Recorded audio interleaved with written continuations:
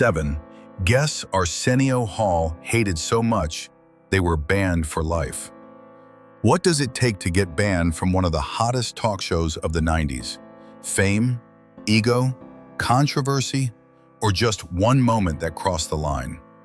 When you're sitting on Arsenio Hall's couch, under bright lights, in front of a roaring audience, every word matters.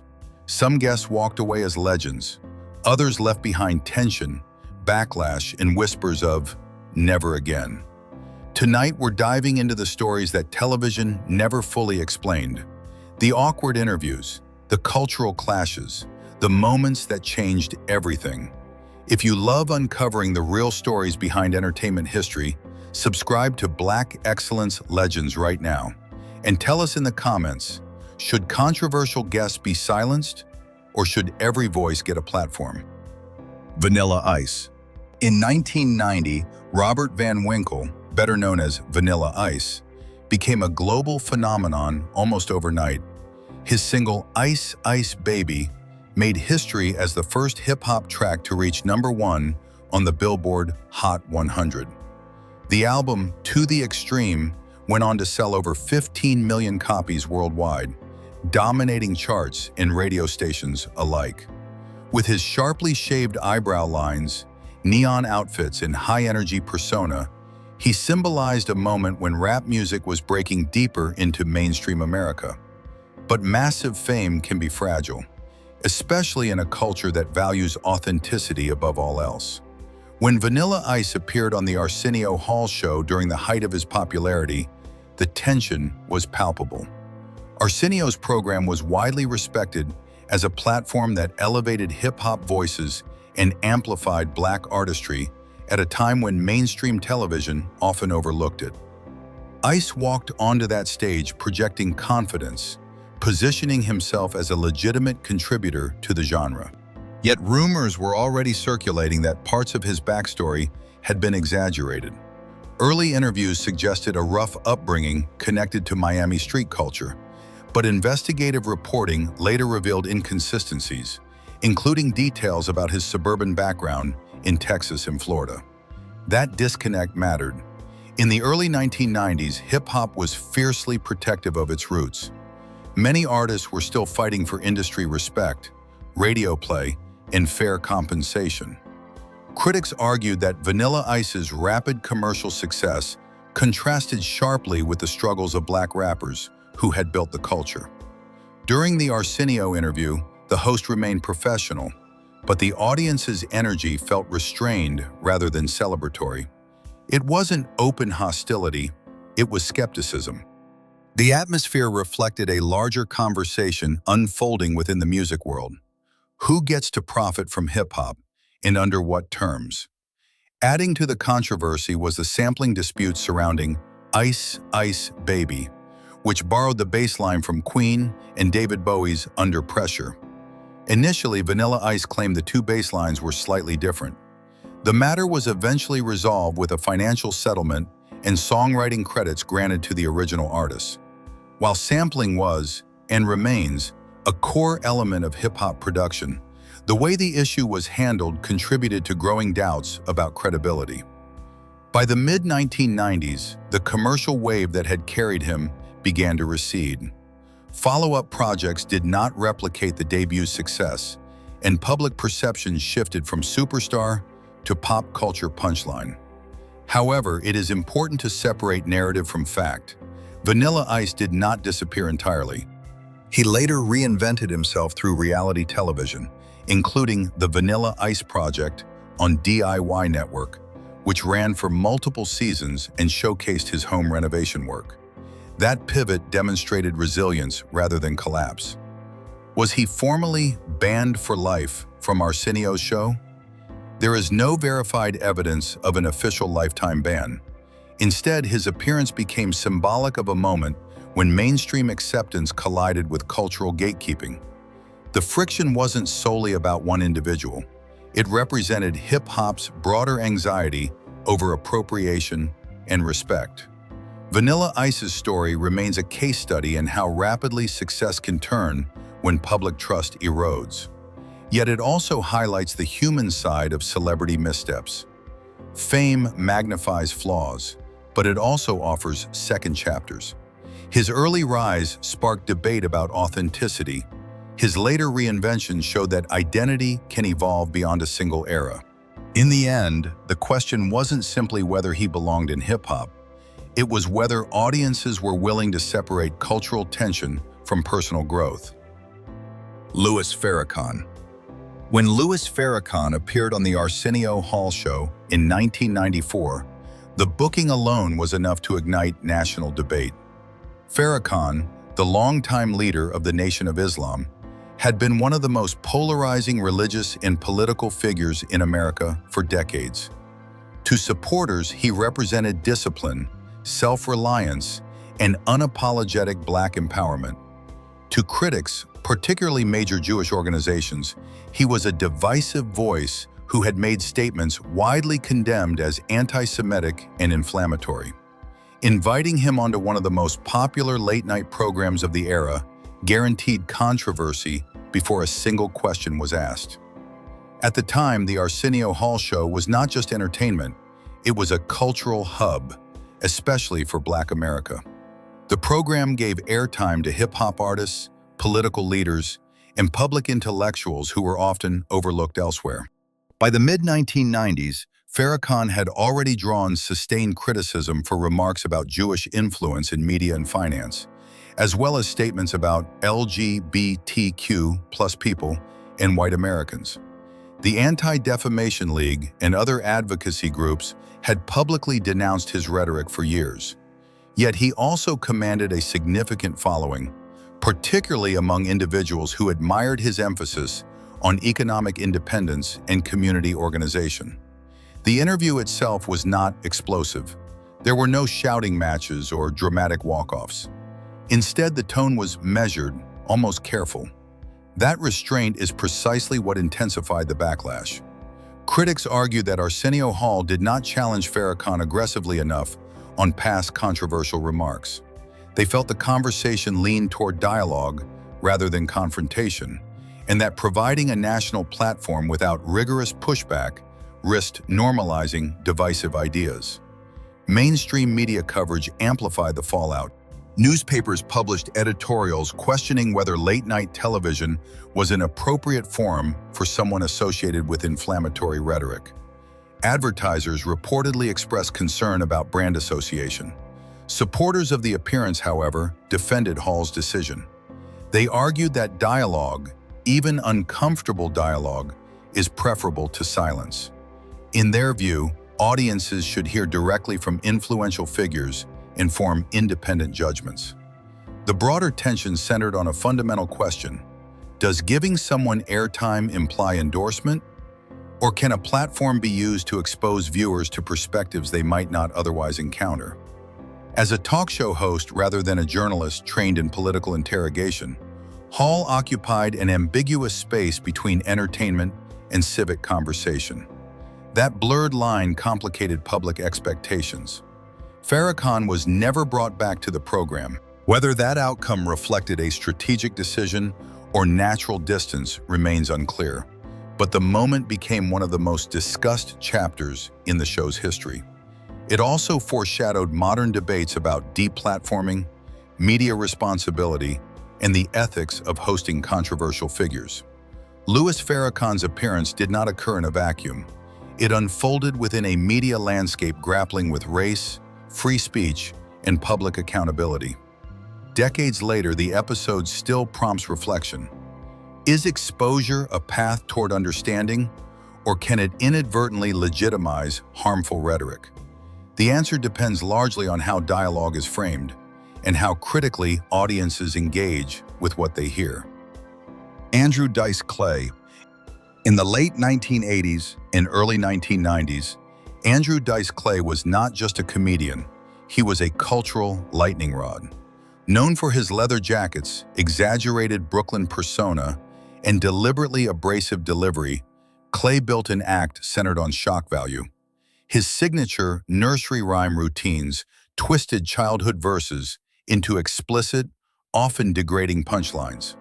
He became the first stand-up comic to sell out Madison Square Garden for 2 consecutive nights in 1990, a commercial milestone that demonstrated both his popularity and the appetite for boundary-pushing humor at the time. But success did not shield him from backlash, and his appearances on the Arsenio Hall Show placed that tension under a national spotlight. Clay was booked on Arsenio's show more than 100 times over the years, a frequency that underscores how much he dominated the comedy conversation of that era. Yet every appearance carried controversy. Advocacy groups, including LGBTQ+ activists and feminist organizations, criticized his material as sexist and homophobic rather than satirical. Protesters sometimes gathered outside tapings, arguing that providing him a mainstream platform amplified rhetoric they considered harmful. The show became a stage not only for entertainment, but for a broader cultural battle over what constituted acceptable comedy. Inside the studio, the dynamic could feel uneasy. Arsenio Hall, known for his charisma and rapport with diverse audiences, had to navigate interviews with a guest whose brand relied on provocation. Should a host laugh along, challenge the tone, redirect the conversation? Clay's persona blurred the line between character and creator, making it difficult to separate performance from personal belief. Supporters framed him as a defender of free speech, insisting that comedians should have the latitude to offend in pursuit of satire. Critics countered that repetition of stereotypes, especially about women and gay communities, normalized prejudice rather than critiqued it.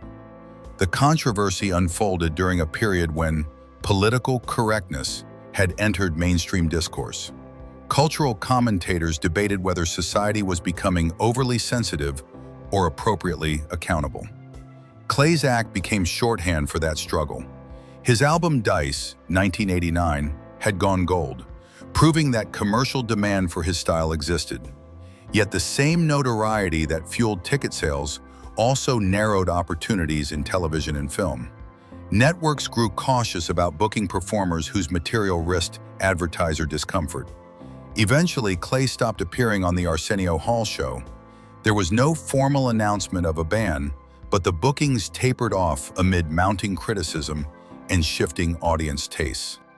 By the mid-1990s, his mainstream visibility declined, though he later resurfaced in film roles such as Blue Jasmine, 2013, which earned him praise for a more restrained performance. Andrew Dice Clay's story is not merely about one comedian being unwelcome. It reflects a turning point in entertainment when audiences began scrutinizing whether humor that targets marginalized groups is clever rebellion or lazy provocation. His appearances on Arsenio's stage captured that clash in real time, a reminder that laughter can both unite and divide, depending on who bears the punchline. Sinead O'Connor. When Sinead O'Connor stepped onto the Arsenio Hall Show stage in the early 1990s, she was already unlike anyone else in mainstream music. Her breakthrough single, Nothing Compares to You, written by Prince, had topped charts worldwide in 1990 and earned multiple Grammy nominations. With her shaved head, piercing gaze, and refusal to conform to industry expectations, she had become both a pop star and a symbol of defiance. She spoke openly about childhood abuse, criticized institutional hypocrisy, and rejected the polished glamour typically associated with female performers of that era. Her appearance on Arsenio's show did not erupt into scandal, but it carried an unusual tension. The exchange between host and guest felt less scripted than most late-night interviews. There were moments of playful energy, some interpreted as flirtation, that unfolded in a way that seemed almost too real for the format. Arsenio, normally smooth and tightly in control, appeared momentarily unsure of how to steer the conversation. O'Connor, for her part, did not rely on rehearsed anecdotes or promotional talking points.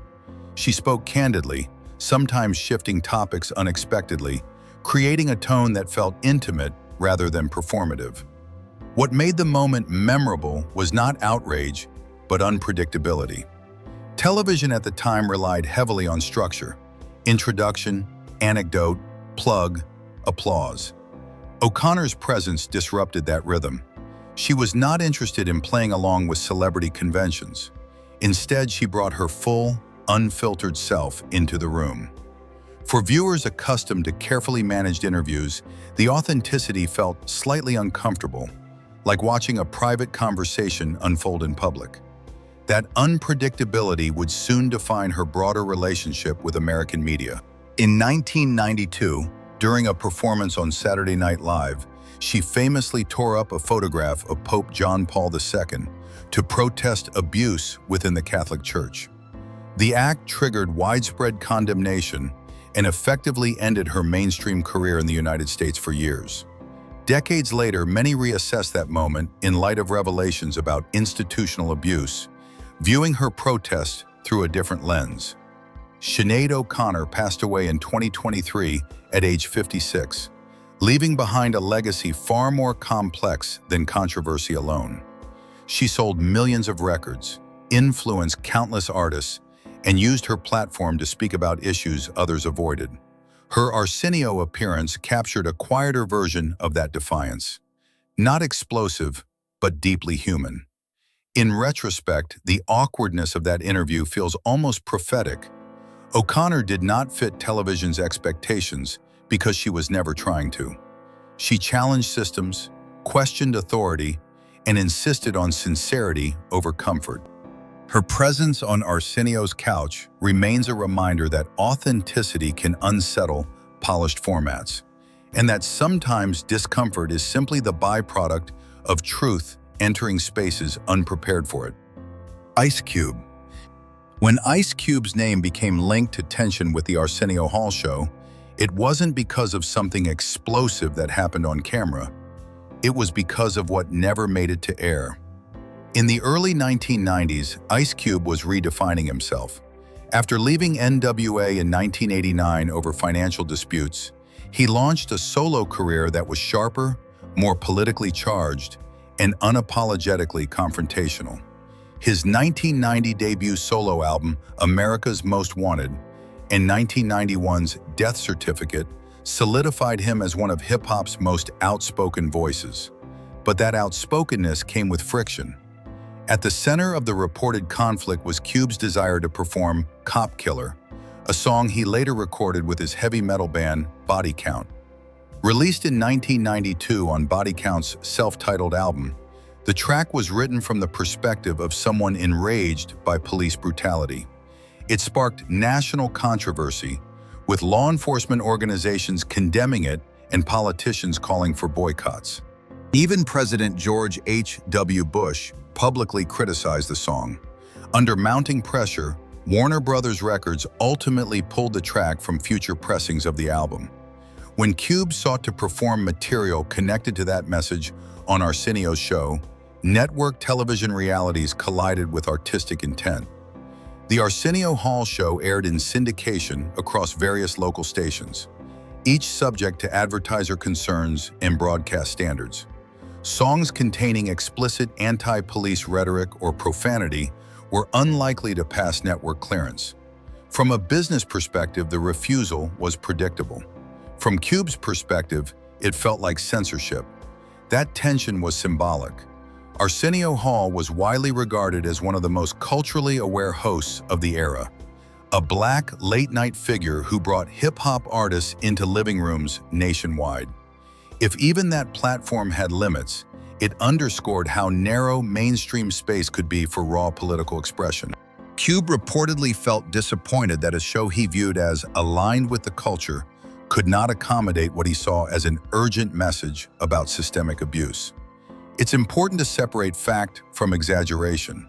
There is no verified public documentation confirming that Ice Cube was banned for life. Rather, the disagreement reflected structural boundaries of broadcast television in the early 1990s. The clash was less personal and more institutional. Over time, Ice Cube's career expanded beyond music. He co-wrote and starred in Friday, 1995, launched a successful acting career with films like Boys in the Hood, 1991, and Barbershop, 2002, and later co-founded the Big Three Basketball League. His trajectory shows that controversy did not derail his influence. The episode with Arsenio highlights a larger truth. Artists who speak directly about injustice often encounter resistance in mainstream spaces. Yet those moments of resistance can clarify how power operates within media systems. Ice Cube's insistence on expressing uncomfortable realities reflected hip-hop's core purpose, giving voice to lived experience, even when institutions prefer safer narratives. Diana Ross. When Diana Ross appeared on the Arsenio Hall Show, it wasn't just another celebrity booking, it was royalty walking into the building. By the early 1990s, Ross had already cemented her place in music history. As the lead singer of the Supremes, she helped define the Motown sound of the 1960s, scoring 12 #1 hits on the Billboard Hot 100 with the group. Her solo career added even more milestones, including chart-topping songs like Ain't No Mountain High Enough and Upside Down. With more than 100 million records sold worldwide, she wasn't just a guest, she was an icon. That's why what happened during her interview remains one of the most talked about moments from Arsenio's show. The conversation itself began as expected, respectful, celebratory, focused on her legendary career. But then came the unexpected turn. At one point, Ross asked Arsenio for a kiss on camera. What might have been a quick, playful gesture became something more layered once the cameras captured it.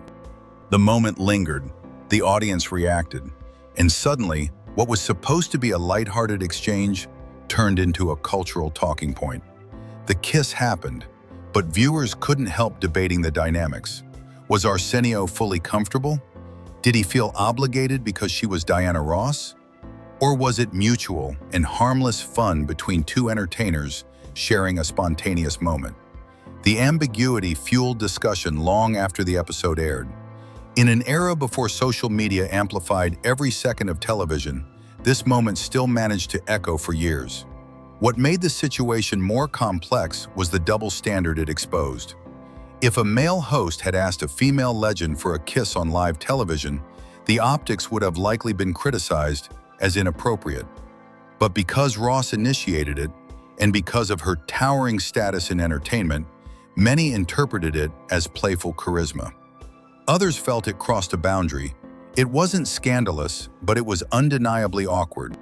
Importantly, there's no credible evidence that Diana Ross was formally banned for life from the show.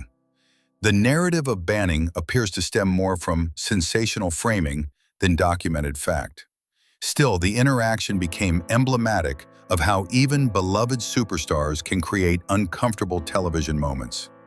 Ross's legacy, of course, extends far beyond a single interview. She has received a Grammy Lifetime Achievement Award, a Presidential Medal of Freedom in 2016, and remains one of the most influential vocalists of all time. The Arsenio moment did not damage her career, but it did reveal something about power, celebrity, and perception. In the end, the episode reminds us that even legends operate within evolving standards of public behavior. Charisma can blur lines. Fame can complicate consent optics. But history ultimately remembers Diana Ross for her artistry, resilience, and groundbreaking achievements, not one unscripted moment under studio lights. RuPaul. When RuPaul appeared on the Arsenio Hall Show in the early 1990s, it wasn't just another celebrity interview. It was a cultural milestone unfolding in real time. In 1993, RuPaul released the dance hit Supermodel, You Better Work, which climbed into the Billboard Hot 100 and became an anthem of confidence and self-expression. At a time when LGBTQ+ visibility on mainstream television was limited and often stereotyped, RuPaul walked onto a late-night stage not as a punchline, but as a performer and personality worthy of serious conversation. That alone was groundbreaking. Drag had existed for decades in underground clubs and niche entertainment spaces, but rarely had it been given national exposure in a respectful format. When RuPaul sat across from Arsenio Hall, viewers were witnessing something new. The interview was polite, measured, and at times slightly tentative. Not because either person lacked charisma, but because mainstream television had little blueprint for how to frame a drag artist beyond caricature. To Arsenio's credit, he treated RuPaul with visible respect. He did not reduce the discussion to mockery or cheap jokes. He asked about music, artistry, and career aspirations. Yet there was an undeniable sense of unfamiliar terrain. The pacing felt cautious, as if both host and audience were navigating language and expectations that were still evolving in early 90s America. This was years before RuPaul's Drag Race would transform drag into a global phenomenon, earning multiple Emmy Awards and launching dozens of international franchises. Back then, RuPaul was a bold outlier, tall, glamorous, unapologetic. The appearance on Arsenio's show helped introduce millions of viewers to drag culture in a format that wasn't sensationalized. Despite later rumors or sensational headlines, there is no documented evidence that RuPaul was officially banned for life from the program. If anything, the interview represented progress rather than conflict. The awkwardness, some recall, likely stemmed from cultural newness rather than hostility. RuPaul's career trajectory since then speaks volumes. He became one of the most influential LGBTQ+ figures in entertainment, built a media empire, authored books, launched music projects, and earned a place on Time magazine's list of the world's most influential people. His impact extends beyond television. It reshaped conversations around gender expression and identity. Looking back, the Arsenio interview captures a pivotal transition moment. It shows how representation often begins with uncertainty before evolving into acceptance. Sometimes progress feels awkward because society is adjusting in real time. RuPaul didn't just appear on late-night television, he expanded its boundaries. And in doing so, he helped pave the way for a generation of artists who no longer have to explain their existence before sharing their talent. Behind every controversial interview is more than drama. There are real people, real reputations, and real cultural shifts. Some moments were misunderstandings, others revealed deeper tensions about fame, identity, and power. The truth is, talk shows don't just entertain, they reflect the times we live in. But here's the bigger question. When a guest creates discomfort, is banning them protection or avoidance? Should hosts challenge harder, or is dialogue itself enough? Let's have a respectful conversation below. Which moment shocked you most? And do you think anyone truly deserved a lifetime ban? Comment your thoughts and don't forget to subscribe to Black Excellence Legends for more deep dives into the untold side of entertainment history.